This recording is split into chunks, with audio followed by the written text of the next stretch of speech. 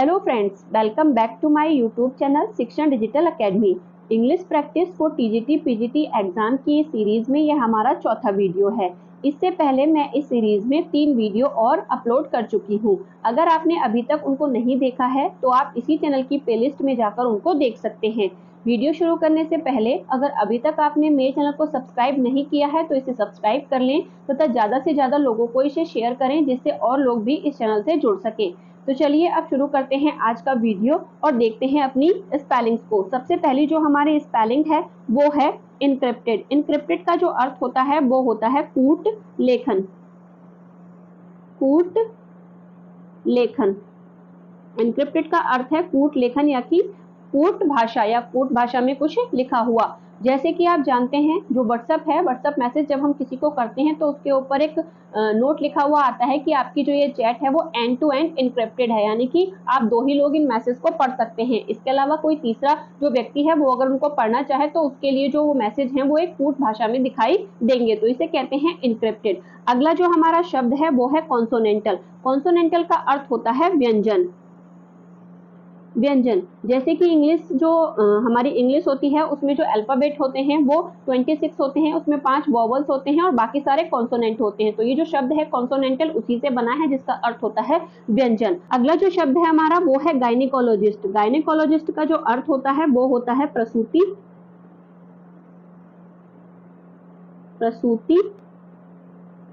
शास्त्री। इसको एक अन्य नाम से भी हम जानते हैं जिसको हम कहते हैं महिला रोग विशेषज्ञ। तो ये होती है गायनिकोलॉजिस्ट।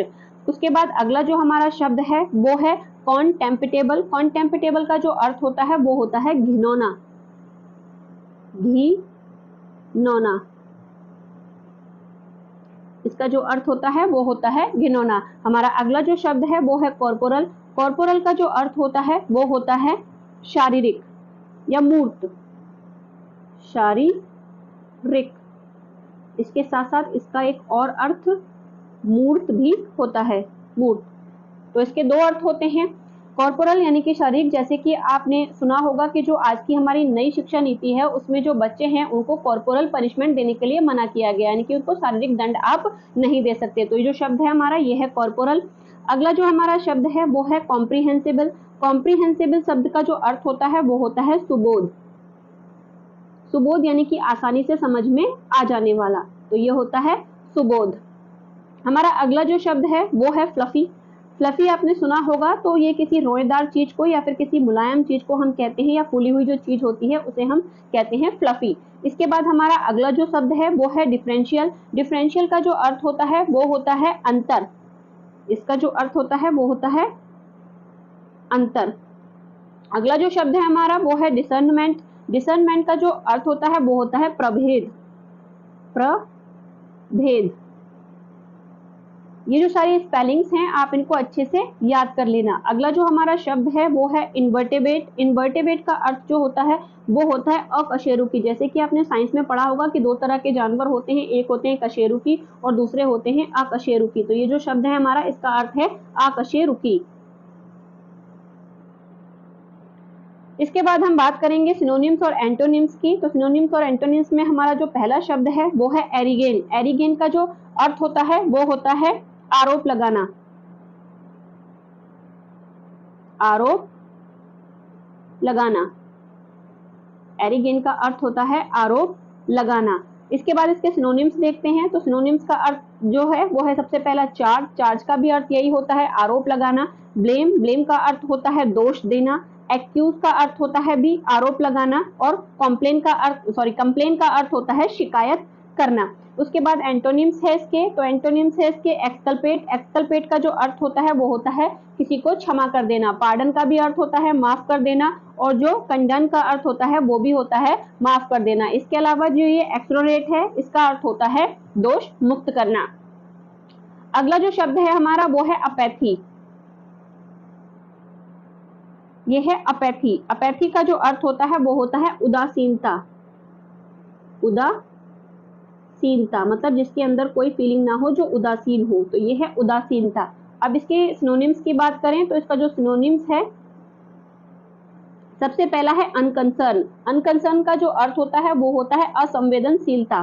इंडिफरेंस का अर्थ होता है उदासीनता, और इसके अलावा इनसेंसिटिविटी का भी जो अर्थ होता है वो होता है असंवेदनशीलता। इसके अलावा एलोफनेस का जो अर्थ होता है वो होता है अलगाव। इसके एंटोनिम्स की बात करें तो कंसर्न, कंसर्न का अर्थ होता है चिंता, केयर, केयर का अर्थ होता है देखभाल, एंजाइटी का अर्थ होता है चिंता, और ईगरनेस का अर्थ होता है उत्सुकता। अगला जो शब्द है हमारा वो है एलियन। एलियन आपने सभी ने सुना होगा, तो एलियन का जो अर्थ होता है वो होता है विदेशी। एलियन का अर्थ होता है विदेशी। इसके सिनोनिम्स की बात करें तो फॉरेनर, जिसका अर्थ होता है विदेशी, आउटसाइडर यानी कि बाहरी व्यक्ति, स्ट्रेंजर यानी कि अजनबी, इमिग्रेंट यानी कि प्रवासी।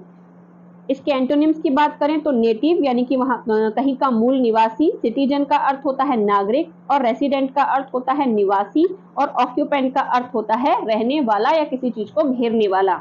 अगला जो शब्द है हमारा वो है एडवर्सिटी।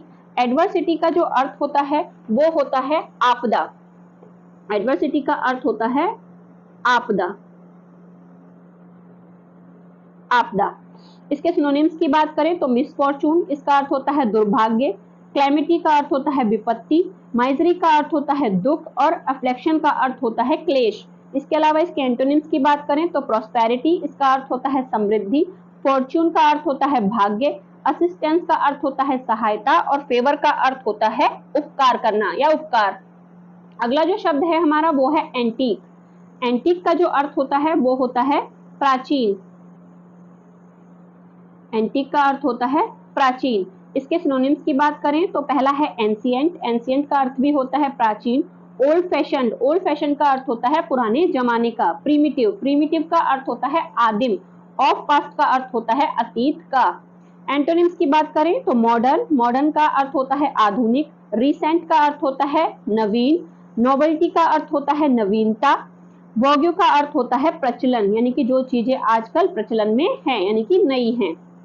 इसके बाद हम बात करेंगे कुछ इडियम्स और फ्रेजेस की। इडियम और फ्रेजेस में हमारी जो पहली इडियम है वो है break the news. Break the news का अर्थ होता है टू गिव बैड न्यूज, यानी कि किसी बुरी खबर को देना या सुनाना। इसका जो एग्जांपल है वो है but wait until you are ready to actually break the news. Break the news मतलब बुरी खबर को सुनाना, तो यह है कि आप तब तक वेट करो जब तक तुम उस खबर को यानी कि बुरी खबर को सुनाने के लिए सही में रेडी नहीं हो जाते।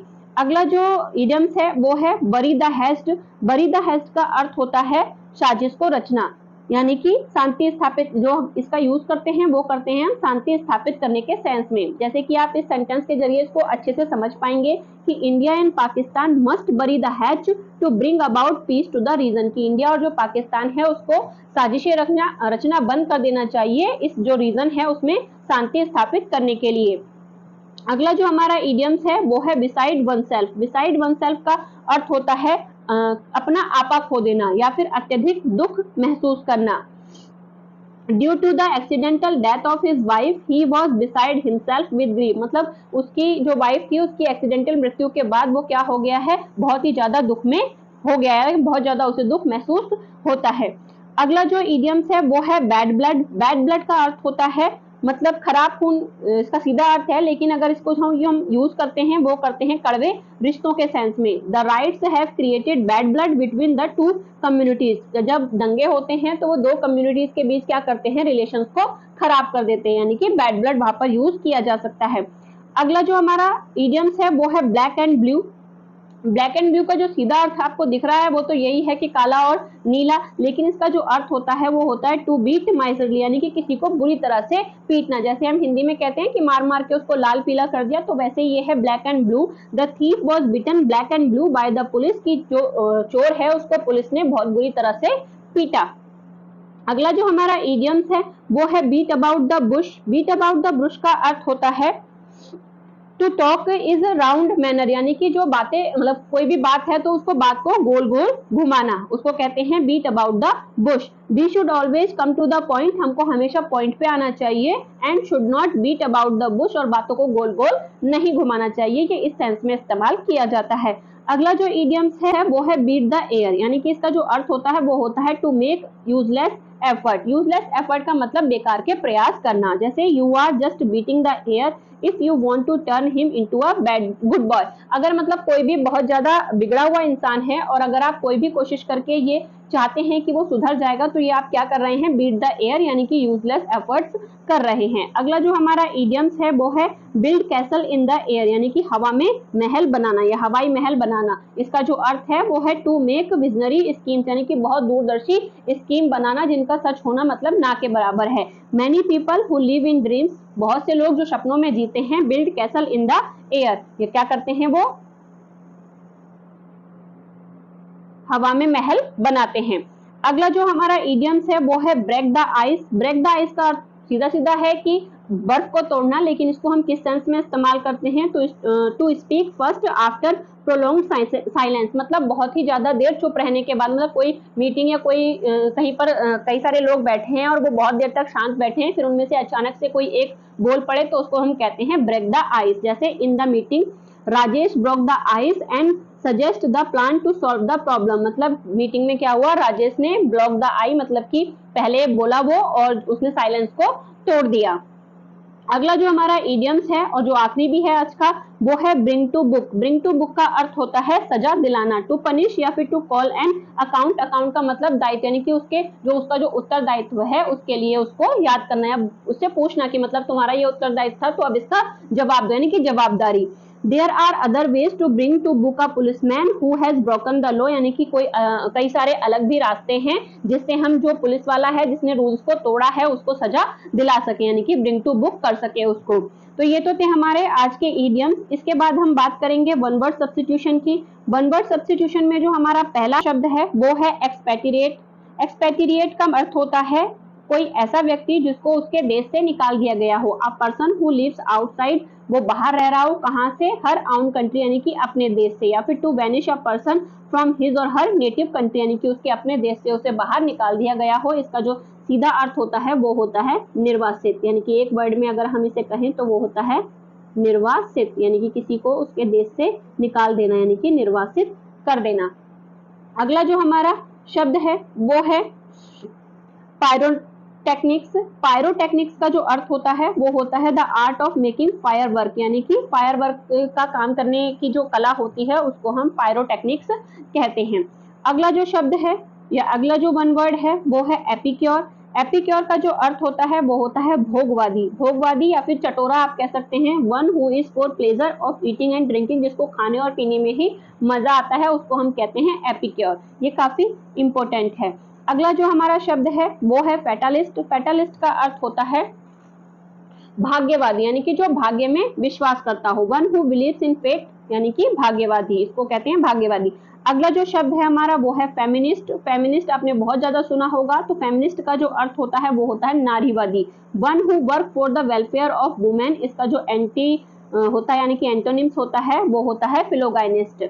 इसके बाद अगला है फ्यूजिटिव। फ्यूजिटिव का जो अर्थ होता है वो होता है one who runs away from justice, यानी कि जो न्याय के कारण न्याय के डर से भाग गया हो। जैसे आप जानते हैं कि जो नीरव मोदी वगैरह है वो उनको हम फ्यूजिटिव कह सकते हैं। तो इसका अर्थ होता है वैसे भगोड़ा, का अर्थ होता है भगोड़ा। अगला जो हमारा शब्द है वो है हैंडपैक्ड। हैंडपैक्ड का जो अर्थ होता है वो होता है स्त्रैण। स्त्रैण कह सकते हैं या फिर आप जोरू का गुलाम भी कह सकते हैं। A husband ruled by his wife, यानी कि एक ऐसा हस्बैंड जो अपनी वाइफ के इशारों पर ही चलता हो तो उसको हम कहते हैं हैंडपैक्ड। अगला जो शब्द है वो है हेरेटिक। हेरेटिक का जो अर्थ होता है वो होता है विधर्मी, यानी कि one who acts against religion, जो धर्म के विपरीत कार्य करता है जिसे हम विधर्मी कहते हैं। तो ये होता है विधर्मी, विधर्मी। अगला जो शब्द है हमारा वो है फ्रेट्रिसाइड। फ्रेट्रिसाइड का जो अर्थ होता है वो होता है मर्डर ऑफ अ ब्रदर, यानी कि अपने भाई का कत्ल, अपने भाई को जो मार देना होता है वो होता है फ्रेट्रिसाइड। अगला जो शब्द है और जो आखिरी भी है आज का वो है सेरेरिसाइड। सेरेरिसाइड का जो अर्थ होता है the killing of one sister, यानी कि अपनी ही बहन को मार देना सेरेरिसाइड कहलाता है। तो इस तरह से आज के इस वीडियो में हमने रोज की तरह ही अपने जो कुछ वन वर्ड्स हैं, इसके अलावा कुछ एंटोनिम्स, सिनोनिम्स हैं और कुछ इडियम्स और फ्रेज हैं उनको देखा। अगर आप इसी तरह से मेरे साथ टीजीटी पीजीटी इंग्लिश की प्रैक्टिस करना चाहते हैं तो बने रहिए मेरे साथ। Thank you for watching.